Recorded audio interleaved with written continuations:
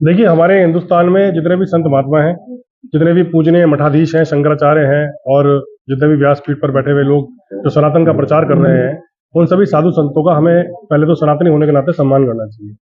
और यदि किसी संत ने अपनी व्यासपीठ पर बैठकर कोई वचन ऐसा कहा, तो मुझे लगता है बहुत सोच समझ के कहा होगा और उसे घुमा फिराकर उसको इधर-उधर कोई दूसरा मोड़ देकर, उसका कोई गलत मतलब निकाल कर अगर हम उसे समाज में पेश करें, तो ये हमारे सनातनी होने पर दुष्प्रभाव डाल सकता है, सनातन पर दुष्प्रभाव डाल सकता है।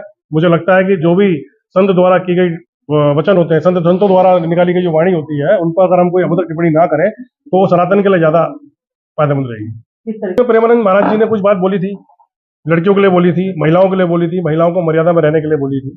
उस पर भी हमने एक बार आपके साथ पत्रकार वार्ता करते हुए मैंने उसमें आपको बताया था कि महिलाओं को किन मर्यादाओं में रहना चाहिए।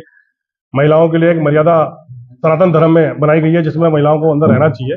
उसमें मैंने उदाहरण दिया था कि माता सीता जो भगवती जगत जननी शक्ति का रूप थी, जिनसे बढ़कर कोई नारी धरती पर पैदा ही नहीं हुई, शक्तिशाली और यशस्वी, और उनके लिए भगवान जो हमारे लक्ष्मण जी थे, उन्होंने एक मर्यादा खींच दी थी, रेखा जिसे लक्ष्मण रेखा बोलते हैं, और माता सीता ने उस रेखा को पार किया, उस मर्यादा का उल्लंघन किया, तो पूरा विनाश उस मर्यादा के रेखा के उल्लंघन के बाद लिखा हुआ है।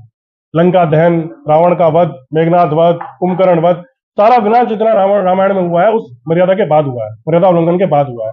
तो ऐसी ही मर्यादा है हमारे देश की हर बेटी के लिए, हर देश की महिला के लिए, बहन के लिए, जो भी हमारे देश में महिलाएं सनातन को मानती हैं, उन सबके लिए मर्यादाओं का निर्धारण किया गया है सनातन के अंदर। उन मर्यादाओं के अंदर महिलाओं को रहना चाहिए। ऐसे ही हमारे जो श्री राम भद्राचार्य जी ने एक बात बोली कि वो वाइफ शब्द उन्होंने बीच में लेके आया कि वाइफ जो कल्चर है, जिस कल्चर से वाइफ शब्द आया गया है, वो वेस्टर्न कल्चर है, इंग्लिश कल्चर है। वाइफ, उसे हम अपने भारत में अपनी महिलाओं के लिए प्रयोग ना करें तो ज्यादा अच्छा है।